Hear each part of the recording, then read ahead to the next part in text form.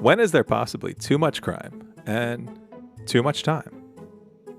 When we hit 100 episodes of our podcast? Yep, that's it. So let's do a 100th episode special. Woo! That's on this So Much Crime. So little time.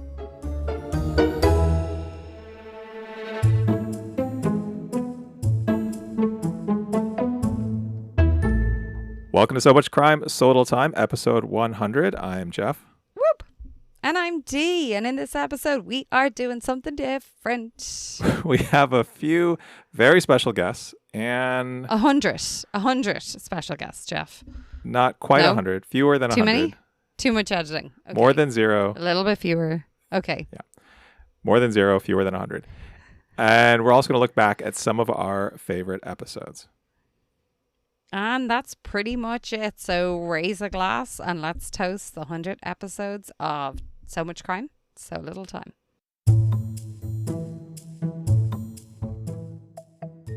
Our guest right now is Connor Green. You probably remember Connor Green from way back on episode number 17. on episode The number crossbow killer.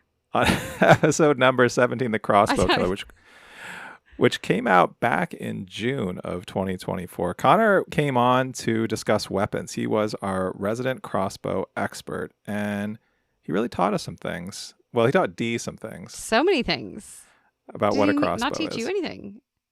I mean, I learned things. Oh, yeah, because I did think it was like a bow and arrow. I was a little bit confused at the start, to be fair. I forgot about that. It's a So long first time of all, ago. Connor, thank you for coming back. Welcome back. Absolutely. I'm so excited to be here. And so, Connor, we asked you to select an episode to look back on, and what did you choose? So I chose Teacher's Pet, which I listened to. I thought y'all's commentary was thoughtful, and I thought the story was just very interesting, really messed up, really just, the height of disturbing, and also thinking about the activity that I would be participating in here. I thought, 1982 sounds like some interesting stuff happened. And I was right. I'm looking forward to this. So we will get to some fun time machine from Connor in a second. So Connor, how has your life changed since you appeared on episode number 17 of So Much Crime, So Little Time? Well, a very select niche group of absolute heroes recognize me in the wild. They're mostly named Jeff and Dee, but I appreciate it nonetheless. Now, let me ask you this. So when we had you on originally, we had you on to discuss crossbows. Since then, have you appeared in other media to discuss crossbows like TV or film? I haven't. I took my reel down from all of my socials. I thought that really this podcast was the height of what I could reasonably achieve. And I figure I've made it at this point. So if folks are looking, my prices are very reasonable. My expertise is questionable. And my enthusiasm is mid. And I feel like we talked about this at the time, but what other weapons would you be willing to come on and discuss? Are there particular ones in the crossbow area? Are there other categories of weapons that you feel a particular knowledge, fake or real, about? Sure. Well, I think weapons that don't exist yet, hitherto undiscovered or untheorized weapons, are ones that I have a particular expertise in, because it's impossible to have your facts wrong. So certainly, if you have anything like that, that would be good. Otherwise, anything in the sort of classical medieval realm where I could do hands-on research in a D&D game, I'm 100% game. Otherwise, give me a couple weeks for research, and we'll figure something out. So it seems like anything that's real old or like futuristic. Yep. Okay. Anything cool. modern day Good is to a know. little bit depressing for me, so we can just cut those out, I think. I mean, yeah. makes Trying a to think lot of any sense. weapons that we've talked about, like medieval weapons. I don't feel like we've had many of those since the crossbow. No, because I feel like we've had a conversation, Jeff, about how it would be ideal if we found some, so we could get Connor back on to discuss What- them with us. When we say medieval weapons, what are we talking about? Like a mace, like a sword, like a broadsword? Sure.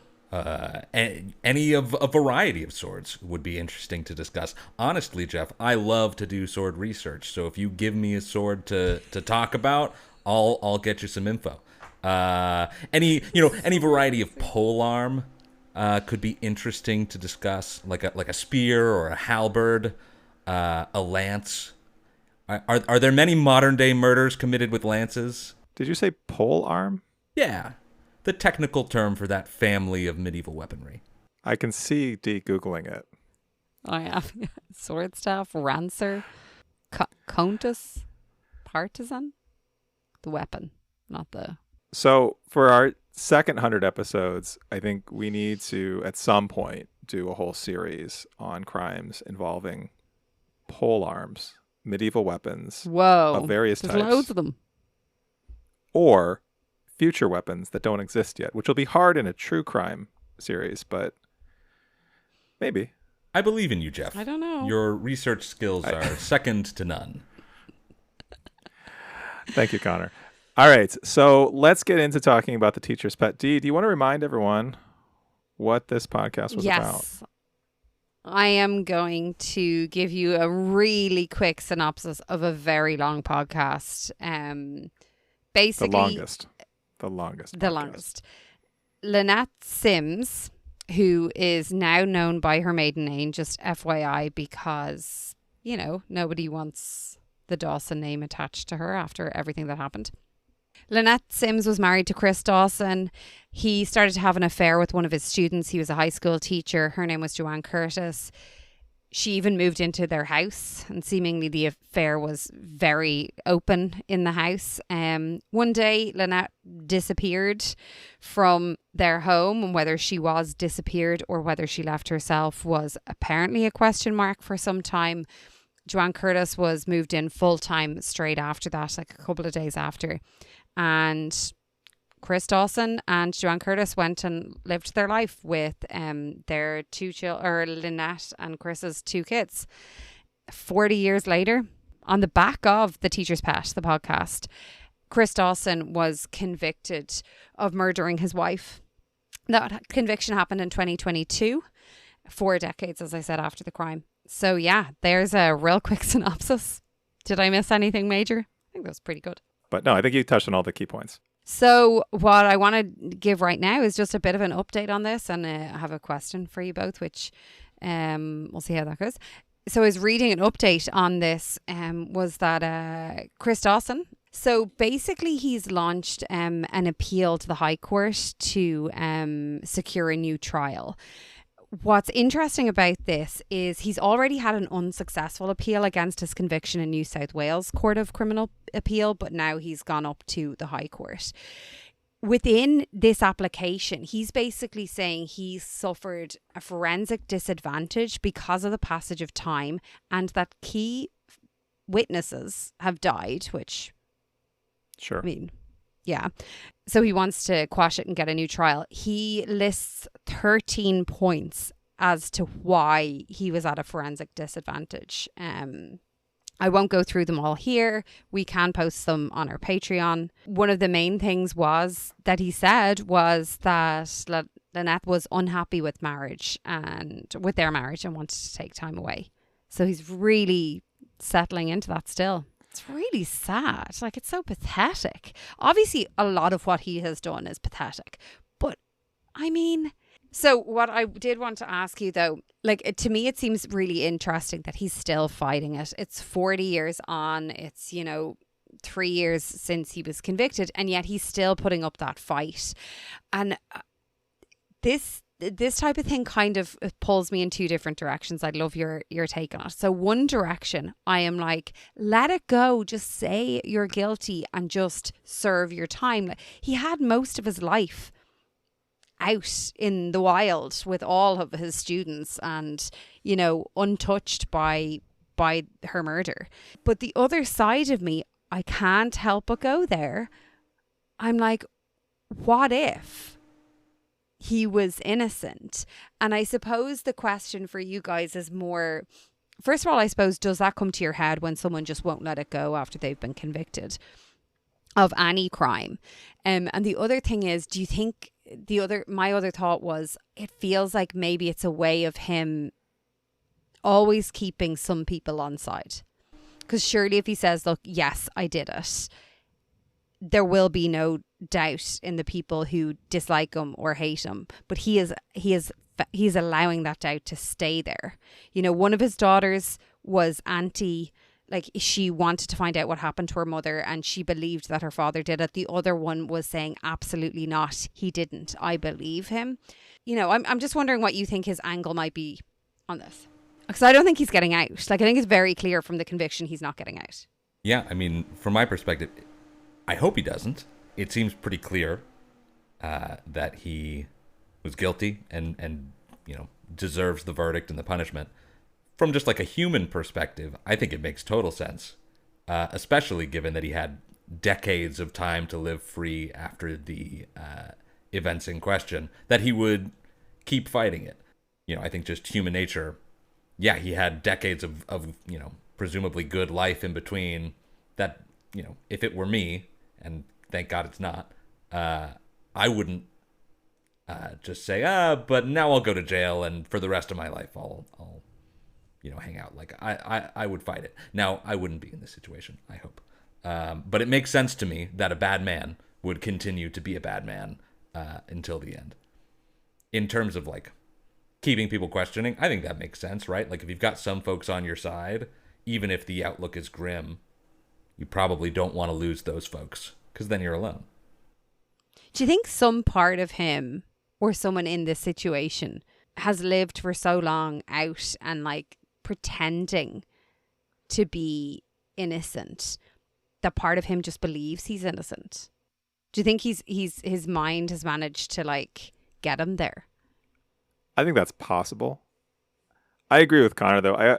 I guess I was thinking of it in terms of, what else does he have to do with his time but fight to get out of prison? He's in prison for possibly the rest of his life.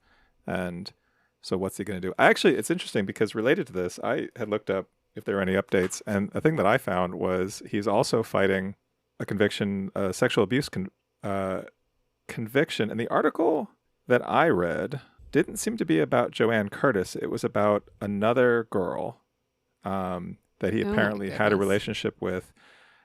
And she says it was before she was 17. He says she was already 17. And so this is something that I guess he was convicted of on top of the murder trial. Although this article noted that his non-parole period for murder won't expire until 2040, which is 15 years from now. And he is 76, I think, right now. He's in his mid-70s. But yeah, my point is, like, what's he going to do but just fight for his freedom? Like, I don't feel like this is the type of person from what we've seen who just resigns himself to wasting away in prison. Yeah, fair. I think, Connor, you put it in such a good way. Like, a bad man is going to continue to be a bad man, but, like, her family, like, her daughters think she just upped and left them. Yeah. And that's okay with you? You know? I don't think it's necessarily going to be better if they realize their dad was also her killer, but, like, it's so sad. I can't imagine my kids thinking I just upped and left them, you know, for their whole life. That's horrendous. But until they have a body, which they possibly will never find, I feel like he has space to appeal his conviction. Yeah, and also, like, his whole thing, like, that he suffered a significant disadvantage because of the passage of time. Are you joking? Like, the prosecutors hardly suffered, like, an advantage because of the passage of time. On that note, I have lots of words to say. Do we have any other updates on the story? Thank you for letting me re-say. Nope, that's it. We're waiting to hear, and we'll definitely bring the listeners an update in future sometime. But you know what?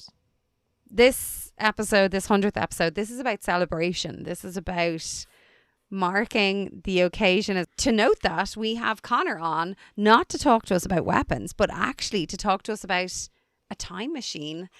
1982, we've already done this in our preview episode. If you haven't heard it yet, please go back and listen. There are some great moments. But Connor's going to bring us like a new edge to this. So take it away, Connor.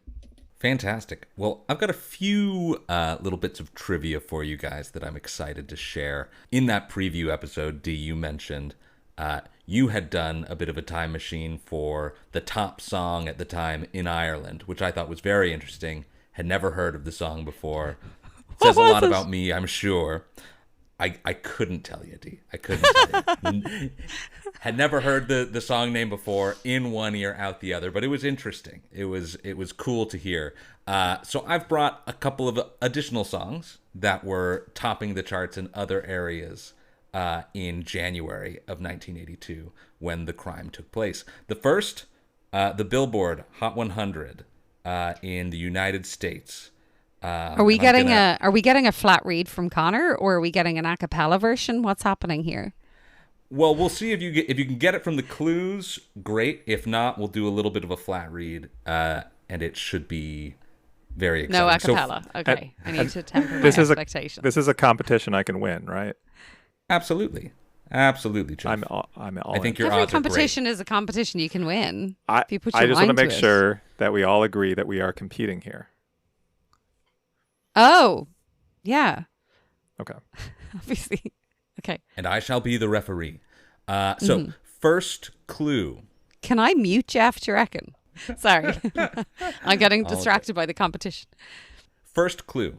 The artist who recorded this song is an actress turned singer, early 1980s. Second clue. The song was originally intended to be recorded by a macho male figure like Rod Stewart. There were rumors that it was written for Rod Stewart. It seems like that's not the case. He wasn't specifically in mind, but the songwriters originally wanted the song to go to someone like a Rod Stewart type. Can we ask clarifying questions, or no? Just listen and try to get it. You can. I guarantee I won't have the information you're looking for, but hit me. Well, my question, you will. Is this a song you had heard of before? Oh, absolutely. You have heard of it, Jeff. You have. And it's an artist you knew. Absolutely. Is it Tina Turner? It is not. However, I think I read that Tina Turner may have been offered the song and turned it down. Ooh. Although I think that was in a Google AI overview, so don't trust it. Is it Olivia Newton-John? Jeff, it is Olivia Newton-John. That's a point, right? Do you know any of her songs?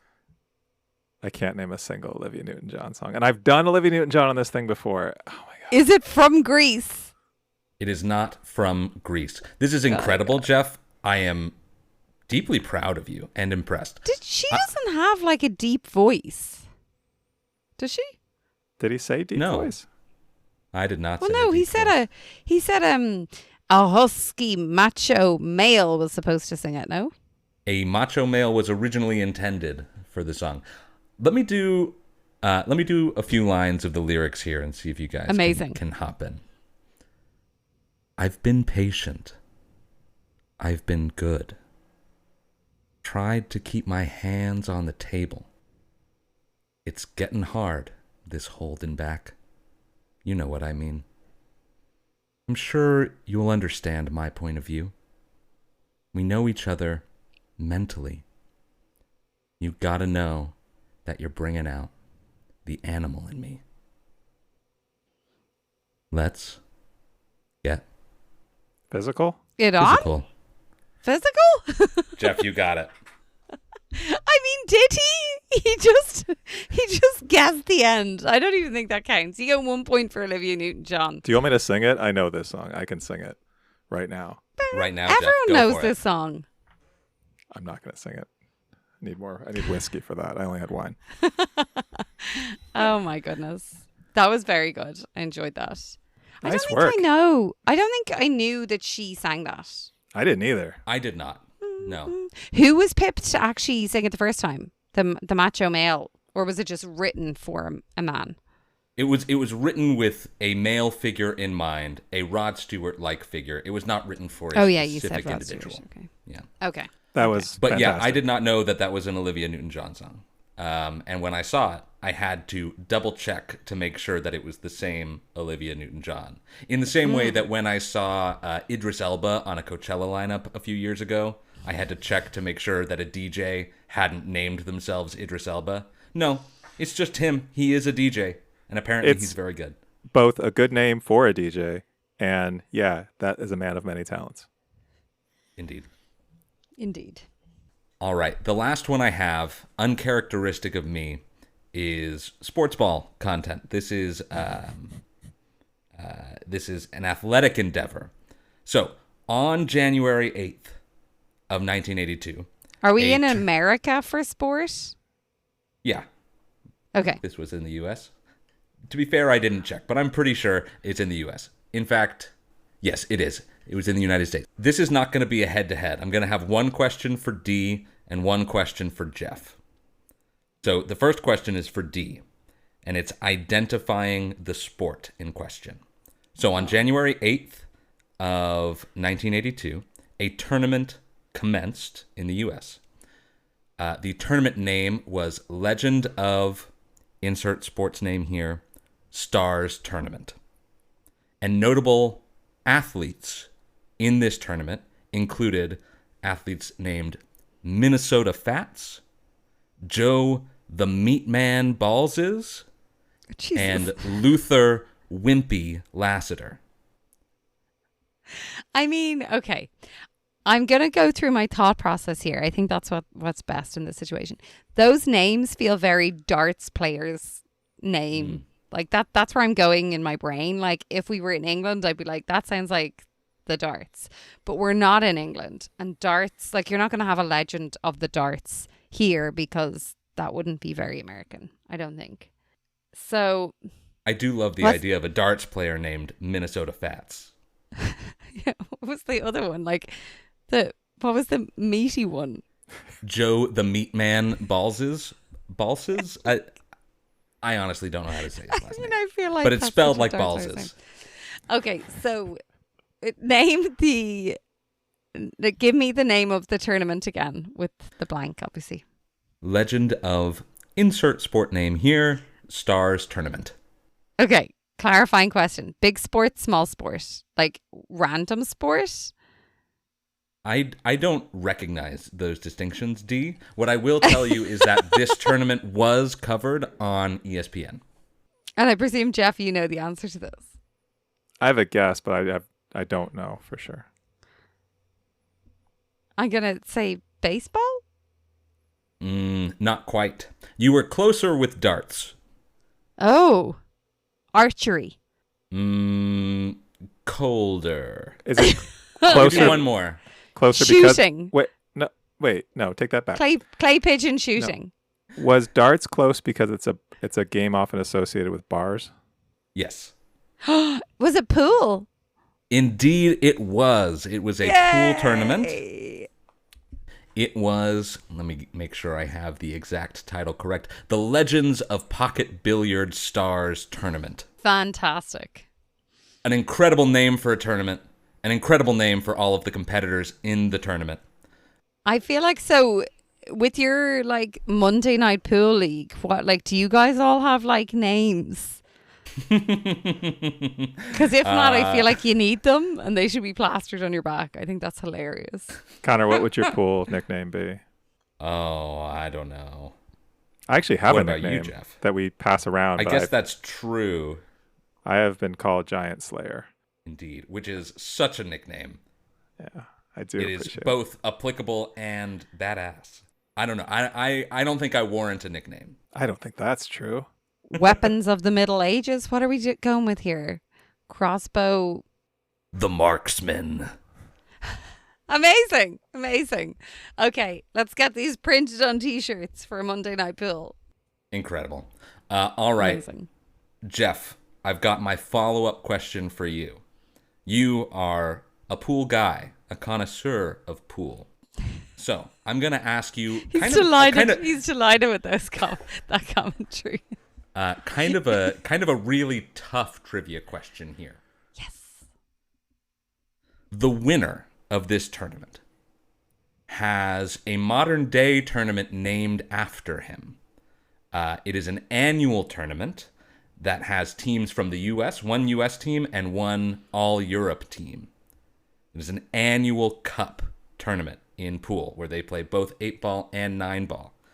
The namesake of that tournament was the winner of the Legend of Pocket Billiard Stars tournament. Who was it? I don't know. Can you give me the first letter? Yes, the first letter of the last name is M, as in Margaret. And I will tell you, his nickname is Mr. Pocket Billiards. So Mr. Pocket Billiards himself won this tournament. Mr. Pocket Billiards. Whew. I do play pool, but I have never competed in this tournament. I do not play at that level. Certainly you have not. Certainly. I will give it to you. It is Willie Mosconi of the Mosconi Cup. I was thinking Mosconi, but I thought, that's the name of the plaza in San Francisco. That's just in my head for no reason. I didn't know that. I didn't know that. I think it was on the tip of your tongue, Jeff. Man, I should have said it. Oh well, I didn't really know it. This was fantastic, Connor. Oh, I'm so glad. I love them. I think a guest doing our time machine is better than us doing the time machine, Jeff. Well researched, a lot of fun. Very creative. Good competition. Yeah. I am very glad. I think the heads up format was exciting. Also, for the record, I did pretty well. But just giant slayer. Sorry, my sound cut out there. What did you say there, Jeff? Just giant slayer in pool, in podcasts, in life. I'm definitely not a giant, so I don't know what slaying you think happened here today. I feel like let's come back to it when we're talking the 90s, maybe early 2000s, when we're getting some flat reads on the 2000s, when you were raising young kids and I was a young child, and I'll win then. That can be next time. All right. Next time, Jeff. So much crime. I'll hop in. I'll do some flat reads of some Weezer. You'll do fine. Love it. Connor, thank you so much for joining us again. And seriously, we need to have you back, whether it's weapons or time machine. Anytime, you're always welcome here. Fantastic. Thank you again for having me. It was a blast. And I wish you guys all the best on episodes 101 plus. Woo! Thanks, Connor. Thanks, guys. All right, next up, we want to do a special segment where we answer some questions from one of our Patreon members. Our first ever Patreon member, I think. Our first Patreon member, Jessica Lyons, who has been a friend of the show for a long time. She actually recommended that we cover Empire on Blood back on episode 57 in November of last year.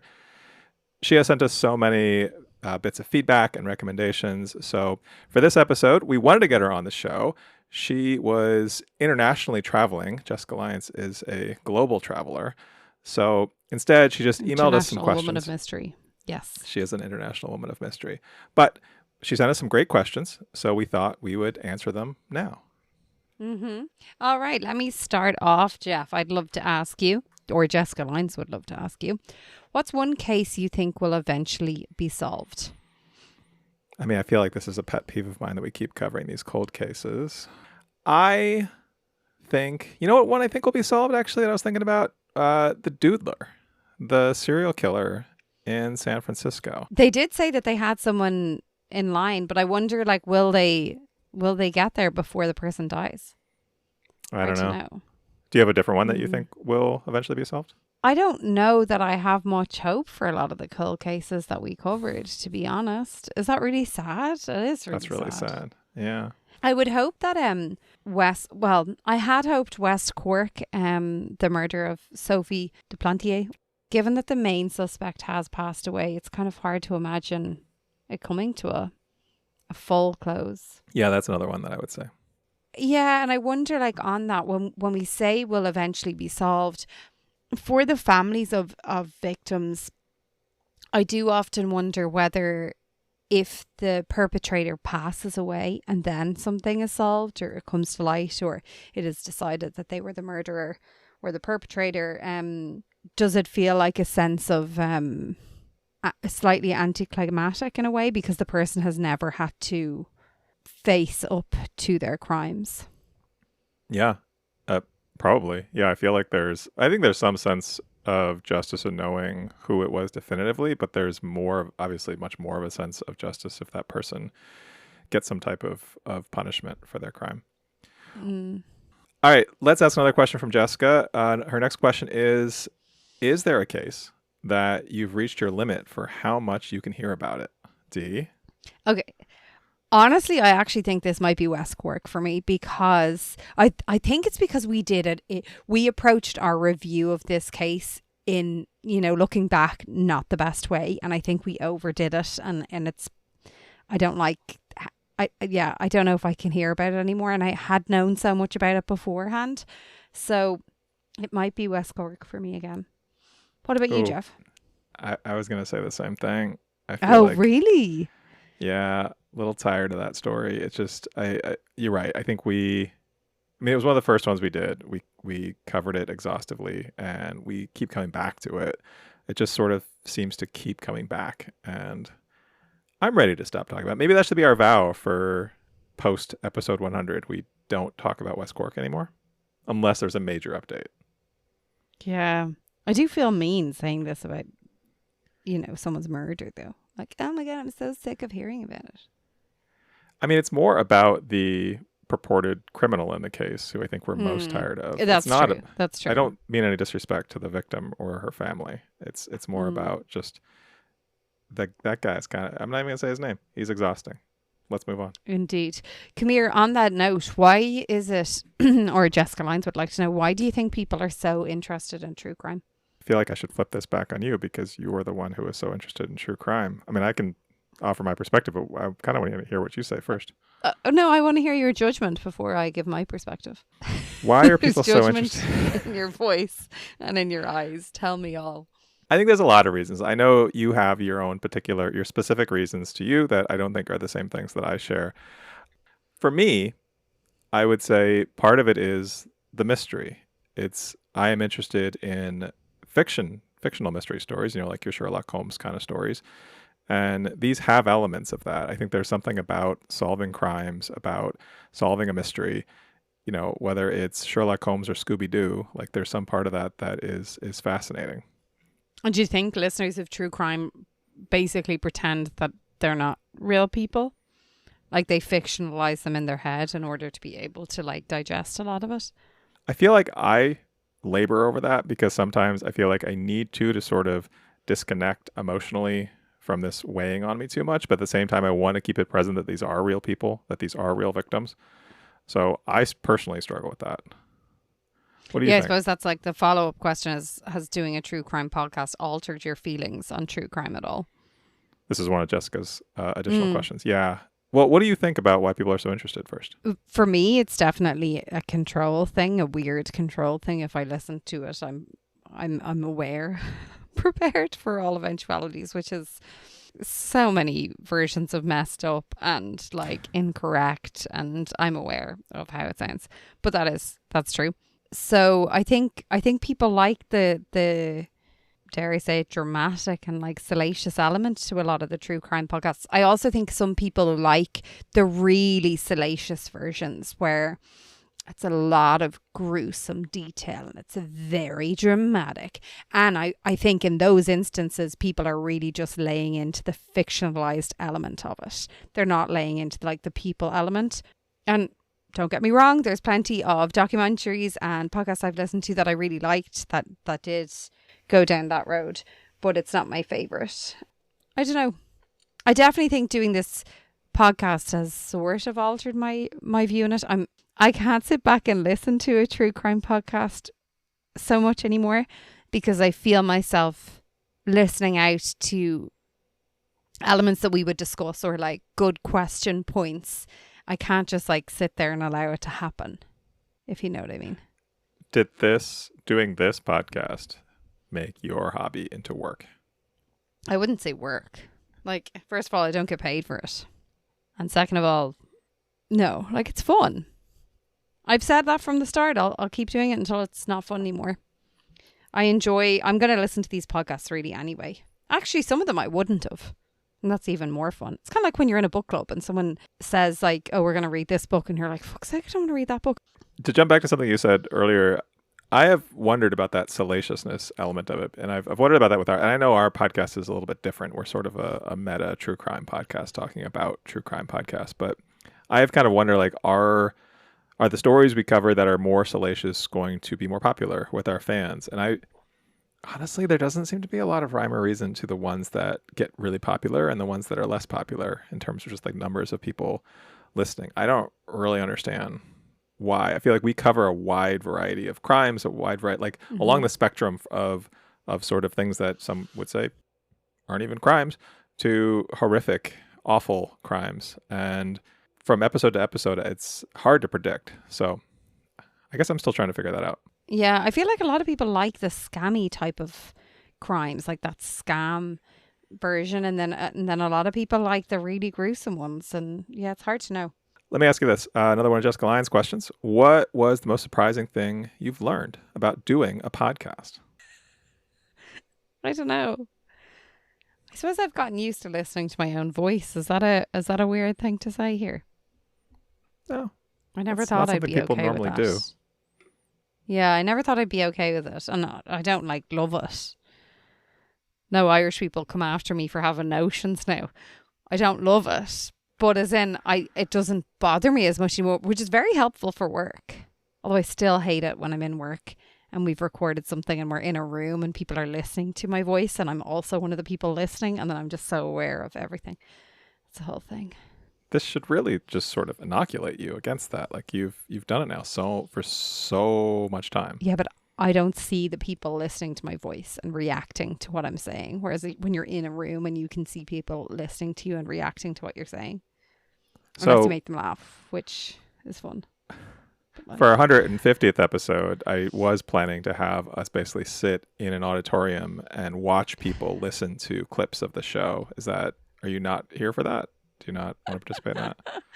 Oh my God, there'd be too many tequilas needed for me to get through that. Okay, maybe we'll scrap that plan. What was the most surprising thing you had learned about doing a podcast?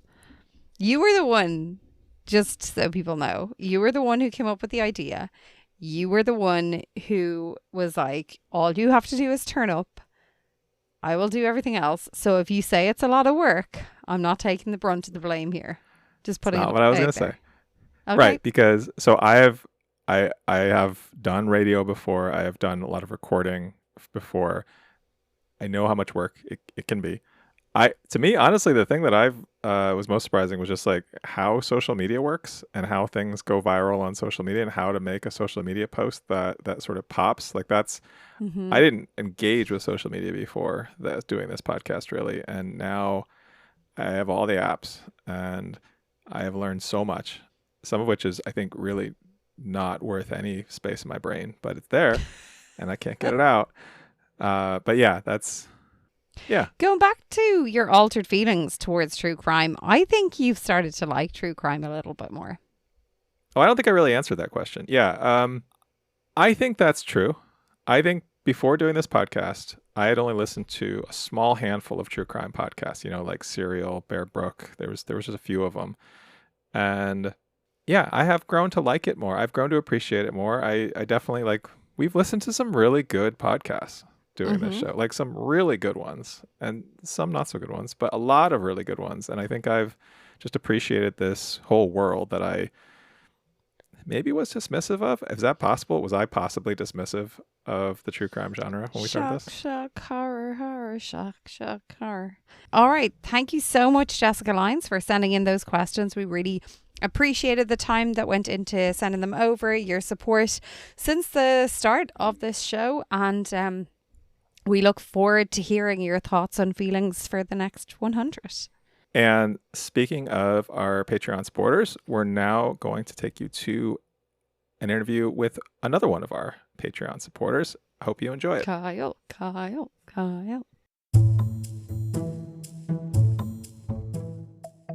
We are delighted to introduce our guest, Kyle Quinn. Kyle is here as one of our illustrious Patreon supporters and one of our biggest fans. Kyle, is it fair? First of all, Kyle, welcome to the podcast. Welcome. Thank you. Long-time listener, first-time caller. Love it. Couple of questions just before we get into what we have you here to talk about. How much has listening to So Much Crime So Little Time changed your life? Yeah, it's huge on drives into work. I get sometimes murders, worse. And when I get into work, I'm just in a great mood. Sometimes I leave that and I'm doing work stuff. But seriously, congratulations. 100 episodes. That's a huge achievement. And I know a lot of work you guys put into it. And all joking aside, I really appreciate it. I love having the little green dot in my Spotify when there's a new episode. Always great to have there. And when I do, they're always really nice to listen to you guys dive into a year, a crime, a place, and really enjoy that about your podcast. And I love that. If you recognize Kyle's voice from the way he talks about our show, it might be because he is one of our most prolific commenters on Spotify. So, Kyle, when did you become such a prolific Spotify commenter? Okay.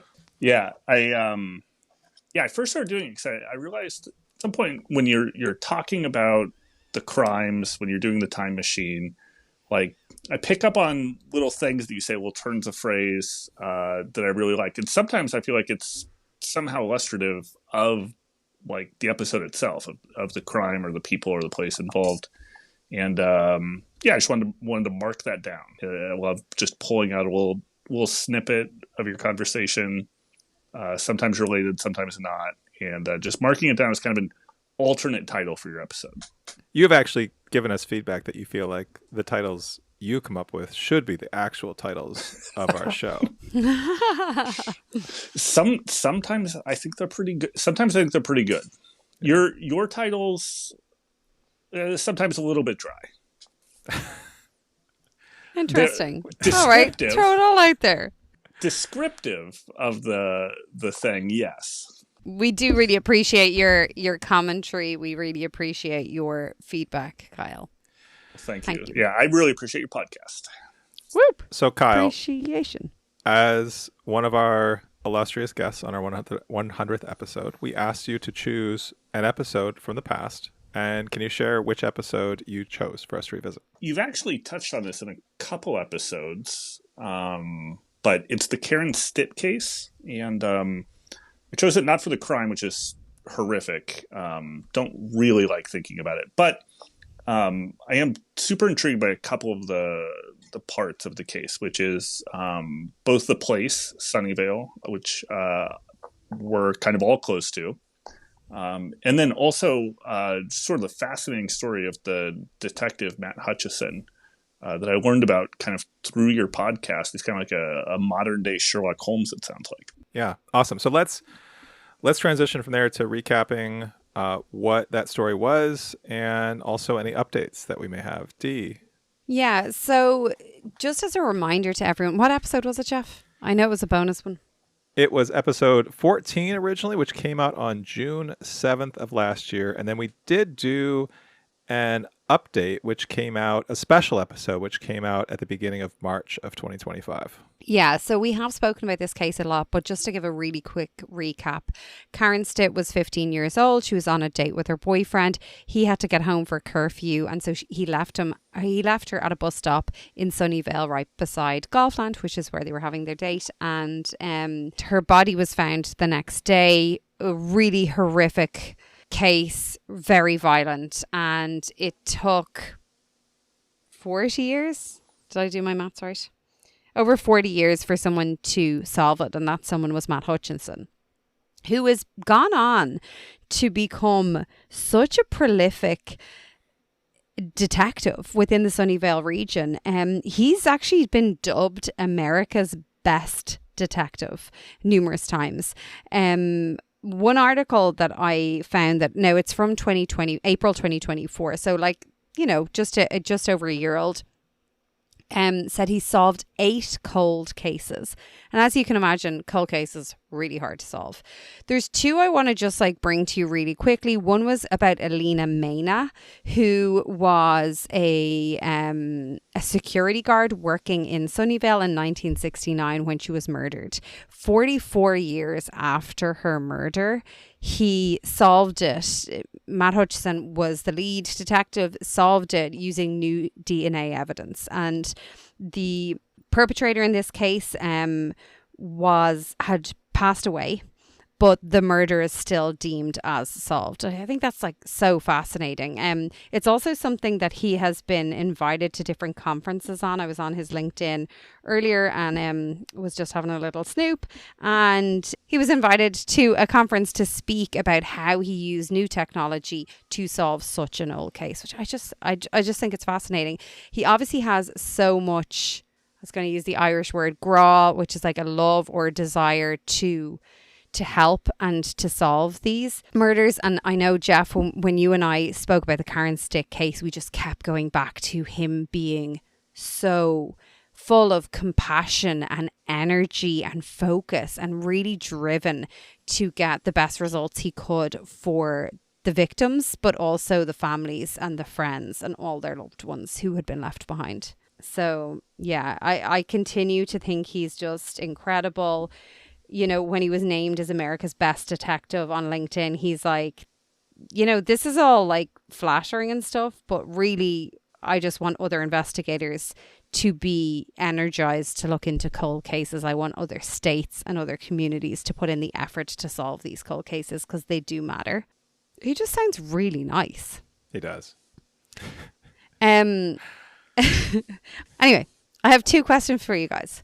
First of all, how much does Matt Hutchison make you feel like your job is meaningless? Because when I was reading up on him today, I was like, fuck's sake. Sorry, we don't talk about work. That's fine. Okay, question. I know there's some meaning there, but like, come on. Wait, Kyle, do you feel like hearing about Matt Hutchison, like, does that make your own job and life feel like less purposeful? It makes my life feel fuller that there's people out there like Matt Hutchison keeping us safe. What a spin. Solving crimes. And like, I also know, you know, it's just like he does it in, I don't know, it's charming, but like just really interesting ways. It's like the Sherlock Holmes thing, like I think the Karen Stitt one was the hot wings, right? I think we talked about the hot wings. I think that was actually a different case, but it was in that same episode. No, I think that was the garbage one. It's the like garbage, he's the garbage man. He's the busboy. The garbage man can. Yeah. I mean, it speaks to his drive. He will do anything. He'll be a busboy for 6 hours waiting for someone to come in because they're usually there on St. Patrick's Day. Yes, and but it's also very fun. I love all the facts that you remember. You're so right about the St. Patrick's Day thing. But yeah, this one about the member, the guy was too spooked to leave out the rubbish. But that was from a different case, wasn't it? Yeah, that interview covered several different cases, including the Karen. It was based on the Karen Stick case, but it talked about some of the other kind of wild, super inventive things that he did, like the wings story and the trash story. My final question to you both is like, do you reckon any of the other detectives in Sunnyvale or in neighbouring communities are just so annoyed by the attention he receives? Like, do you reckon they are motivated by him, or do you think they probably turn into teenagers and they're like petty about how like well he's doing? Kyle, what do you think? Okay, something interesting about Sunnyvale. So I was doing a little bit of Sunnyvale research, but did you know the police officers are not just police officers in Sunnyvale? Yes, we discussed this before. Isn't that wild? Yeah, they're also firefighters and EMTs. Yeah, they rotate. So, I kind of think they don't have time to be jealous of Matt. They're police officers one day, and then they get a fire call, and they're out. Yeah, they're busy. Now that we've recapped on Matt Hutchison and the Karen Stitt case, we're going to hand it over to you to hop in the time machine or the place machine. What are we calling this? Let's do place machine. Okay. Love, thank you, Dee. Little hi-hat there. So I have a several page Word document here. I've actually prepared 2 games for you. I was curious though. I may have over prepared because it's my first time, but is 100 episode veterans. Like, how are you preparing for these shows? Jeff writes a script, which is like the top and the bottom of the episodes. And then I write a couple of notes. You write lots of notes because apparently you're like a nerdy note taker. I just write a couple of things as I'm going by that I think of. And then we just chat. We've done less prep. Like if I looked at my very first episode, like my prep, it was intense. I will say for the Time Machine segment alone, I started keeping a Word doc with my own little trivia and thing with episode 9. Because we can't put that on the shared doc because then the two of us will know what the other one's going to say. So I did that in episode 9, which is the Tylenol murders, if you remember that one. And that doc is now 46 pages long, 10,509 words. So. And I have kept no records of my Time Machine because I do my prep about 3 minutes before, or sometimes when we join and we're having a chit chat, I'm just half listening and prepping the Time Machine. That's a lot. And I guess the thing that maybe most listeners don't think about that you do is like you've listened to 8 hours of podcast content or sometimes more in order to produce the recap and the preview episodes. Yeah. I would eat this stuff up anyway. But I know this is like something that Jeff struggles with because it's like not his genre. So whereas like I'm like more murder. Sorry, I don't mean to say that. We can't leave that one in, Jeff. But like I'm like I really enjoy a good, well told, compelling true crime podcast. I think now the title of this episode say is story. More Murder. That's ideal for episode 100 though, isn't it? Yeah. All right. Are you ready for the game? Okay. I want to know, is it so Jeff versus D? And like, do we just like shout out the answer? I think it's a turn taking situation. Okay. Yeah. Okay. Yeah. Turn taking situation. And the first game is called Over Unders. Comes from the betting world, but I'm going to set a line and then you guess whether the actual number is over or under the line that I've set. I love this. All right. You ready for the first is this question? Like, if we're not going down a betting route, is this like Bruce's Price is Right, where like you're going higher or lower situation? Yeah, it's higher or lower. Okay. Yeah, but Price or... Did you guys have Price is Right here? Yes. Did we have Price is Right? Pretty sure that's an American game, right? But with Bruce? I don't know who Bruce is. I do not know who Bruce is. We had the amazing Bob Barker, who has been since replaced, well, I think he's dead now, with Drew Carey.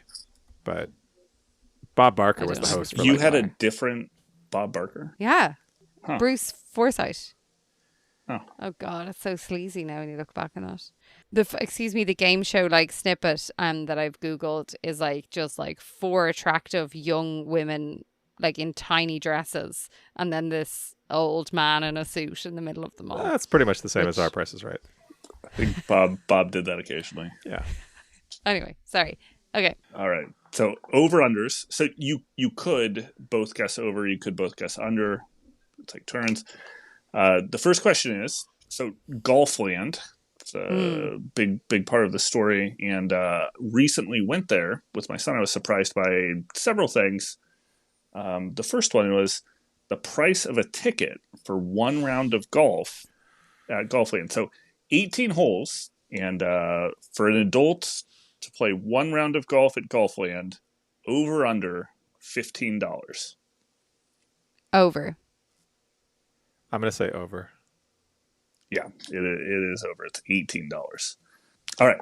But at the ticket counter, I was met with an interesting proposition.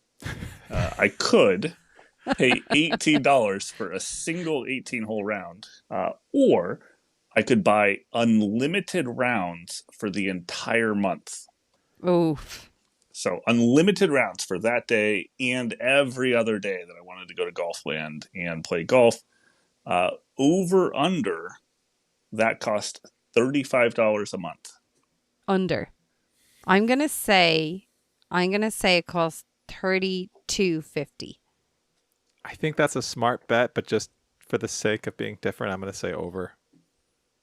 All right. How much do you reckon it was?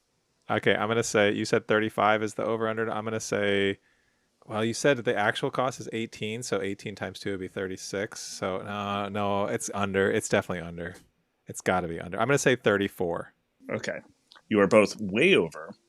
For unlimited golf per month, it costs $14 per month. How many months do you have to agree to? 12 months. That's Well, the no, hold on. You didn't say this was an annual plan. We said monthly. Per month. He said per month. Okay, I feel like I misunderstood the question. But either way, we both said under. I feel like we're No, still you both tied. said over. Way off. We're not still tied. I was closer. No. That's how Bruce's price Oh, is you right. both did, Kyle's yeah. price is right. No, but without going over. You're right. The Price is Right rules is closest without going over. You go over, it doesn't matter. We're not doing Yeah, Price is Right rules, right? That's Price is No, but I'm closest to it. We just referenced Price is Right. We didn't agree to playing by. Doesn't matter those- because I'll come those out rules. ahead anyway. Yeah. Okay. All right. Okay, and then I have a note here. I was curious in 1982 how much Golfland would have cost on their date. Ooh.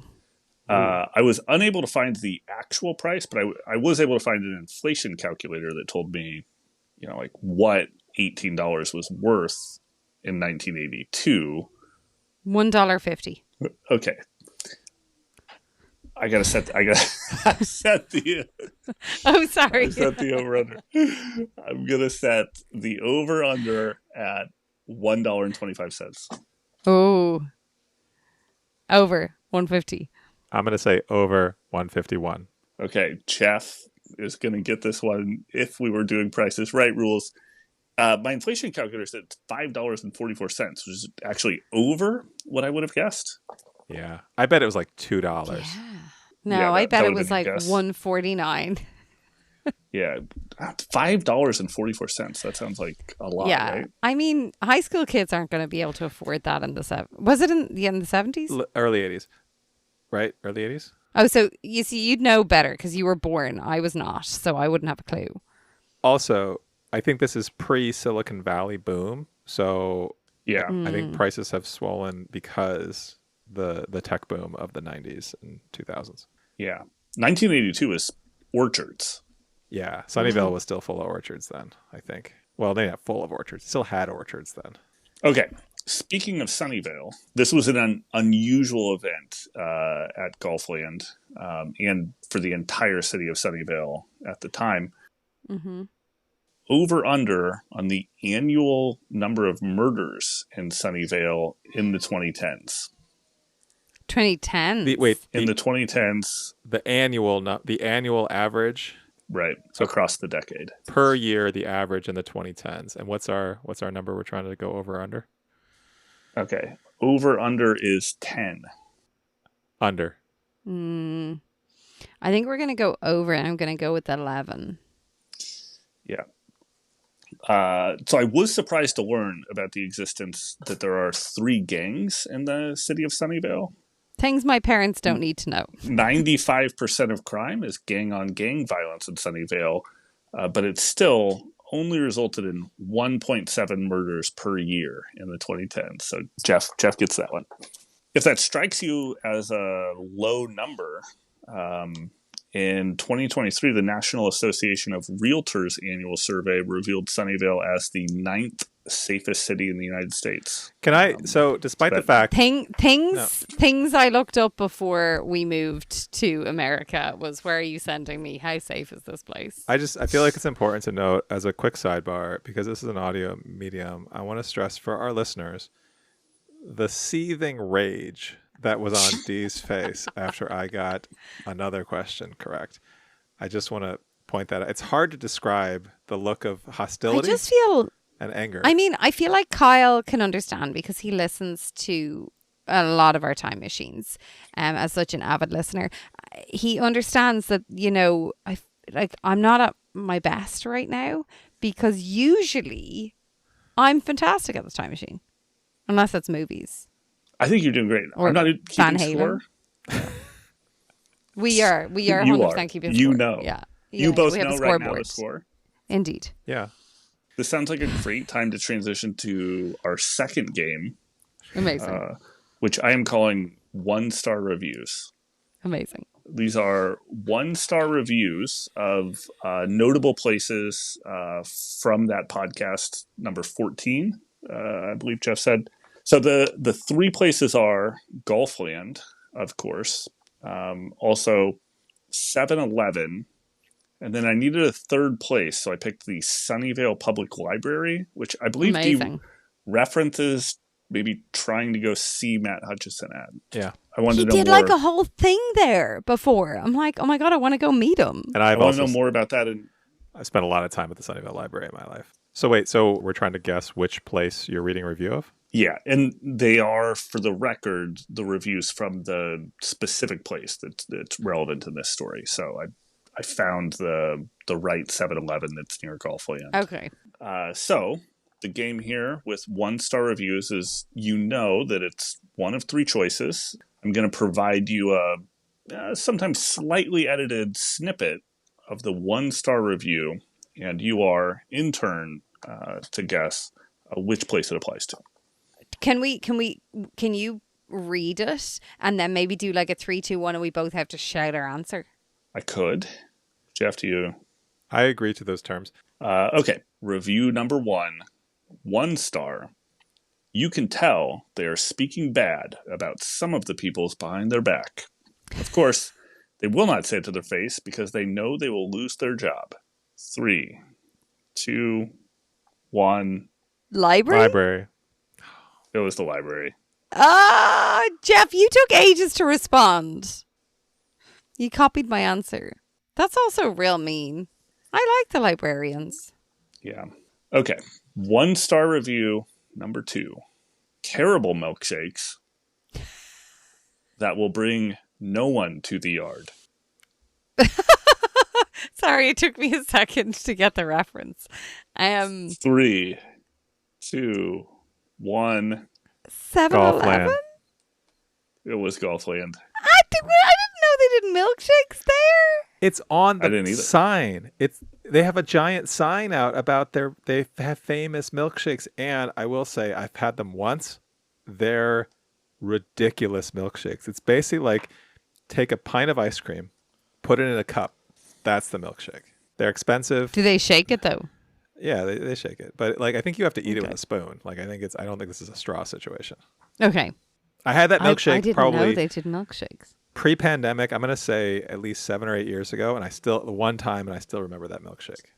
It was life changing. What flavor was it? I know Paxton would have gotten mint. I probably got, what did I get? Maybe cookies and cream.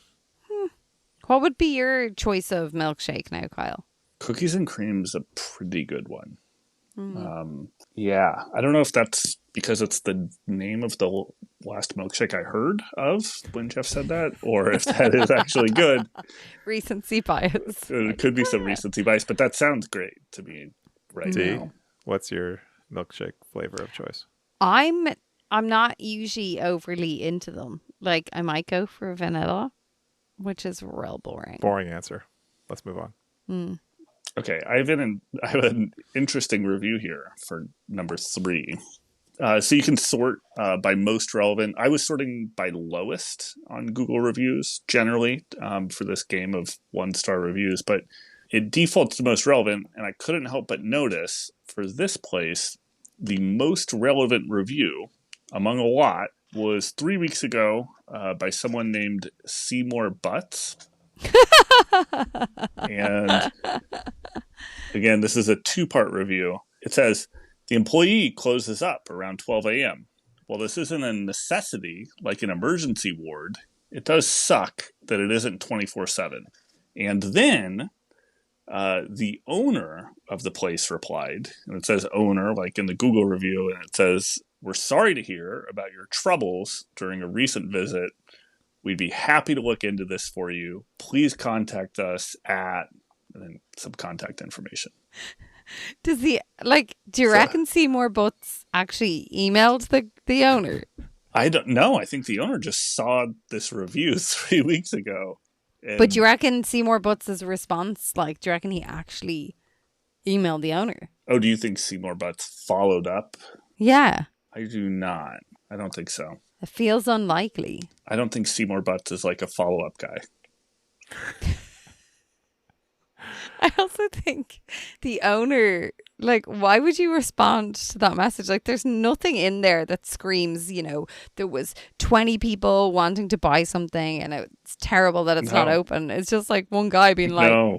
it's unfortunate that this isn't always open for me. No Mr. Butts. response necessary to Mr. No Butts. response necessary. That's so funny. I'm not sure what they'd have to talk about. No. Okay. So was that Golfland, the library, or 7-Eleven? 7-Eleven. Yeah. Well, Yeah. I mean, I was going to say, isn't 7-Eleven supposed to be open 24 hours a day? Or from 7 to 11 is what it was originally supposed to be. Yeah, that's what I was thinking. Like, But this he is said they were confusing. closing up at 12. Right. So I was both- wondering if 7-Eleven was 7 days a week, 11 hours a day, or is it open from 7 to 11? I believe it was originally open from 7 to 11, but now they are off and open 24 hours a day. But Dee looks like she's Googling. What does Google Yeah. say?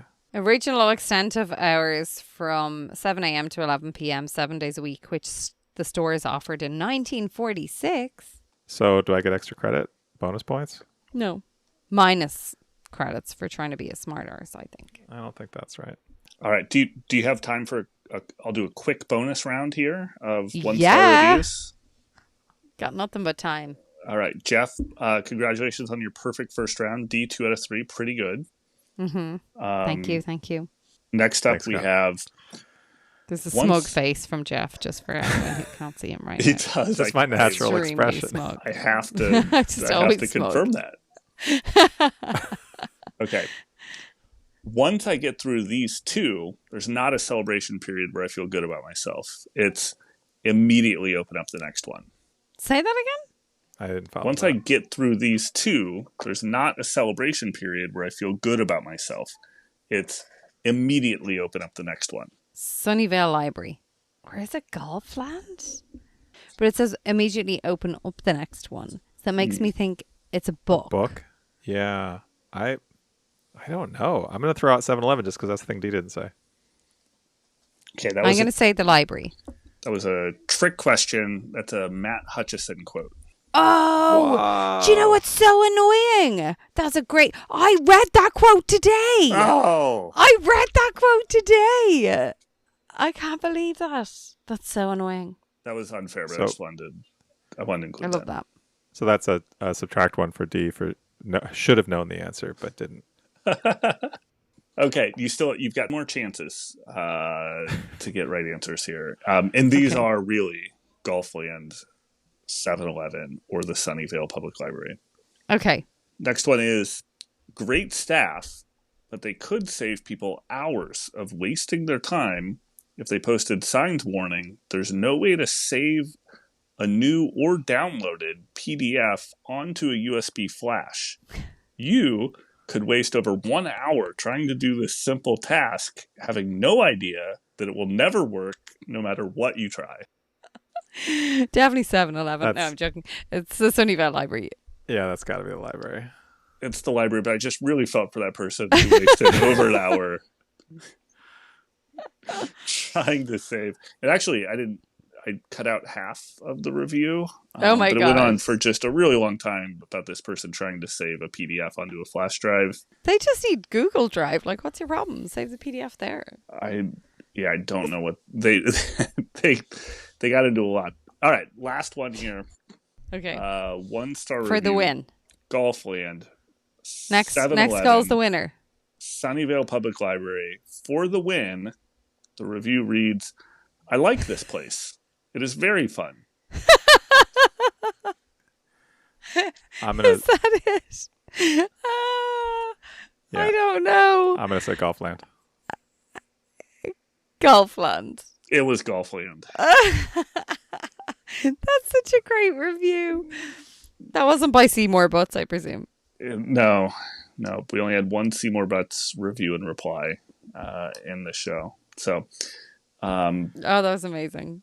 thus concludes 1-star reviews. Thank you very much for playing. Woo! Woo! Thank you so much, Kyle, for doing the research, for bringing some entertainment in, and just for being a witness of the smugness I have to deal with on a twice a week basis when we are recording. Yeah, okay. Kyle, thank you. Really appreciate it. This was a lot of fun. And yeah, you're welcome back anytime. Well, thank you so much for having me on. Congratulations on 100 episodes, and can't wait to see what's in store for the next 100. Amazing. Awesome. Thanks, Kyle. See you at episode 200, Kyle. I'll be back. Bye. Bye. All right, and that pretty much wraps up our 100th episode. Thanks so much for tuning in to episode 100. We also want to thank you if you've listened to all of our episodes, or even if you've listened to some of our episodes, maybe just any, maybe one, maybe 5 minutes. We appreciate the support. And if this is your first time listening to one of our episodes, what a strange place to start. I'm sure you have a lot of questions about what this show is. And honestly, I'm impressed that you've made it this far into this episode, but thank you for doing so. And if that's the case, or if you've been listening all along and have somehow not managed to go to our Patreon yet, this is the moment to do it. Get out your phone, go to patreon.com/so-much-crime, so little time, and you're going to get a whole lot of fun stuff. You're going to get bonus clips, outtakes, longer time machines. If you listen to our episode 99 that came out a few days ago, you heard some of that great stuff. Go check it out, sign up. You heard from some of our Patreon supporters on this episode, and you too could be featured on a future episode by joining us on Patreon. So patreon.com/so-much-crime, so little time. Don't forget to tell your friends, your family, your enemies, whoever you want. Spread the word. So Much Crime, So Little Time. It's where you go to get more info, get more chat, and book club out your true crime podcasts. Thank you so much.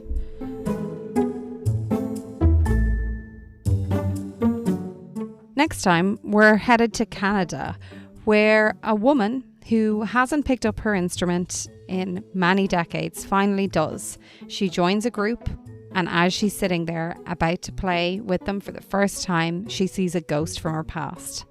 We're previewing The Band Teacher. That's on the next So Much Crime, So Little Time.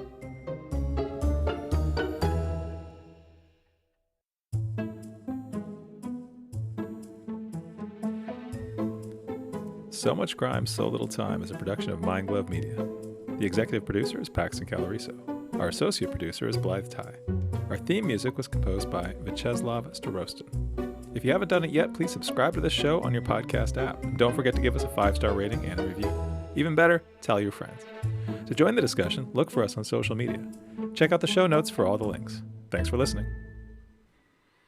Obviously the Sunnyvale Golf League, not the Milpitas one. Do you cut audio? You cut audio from these?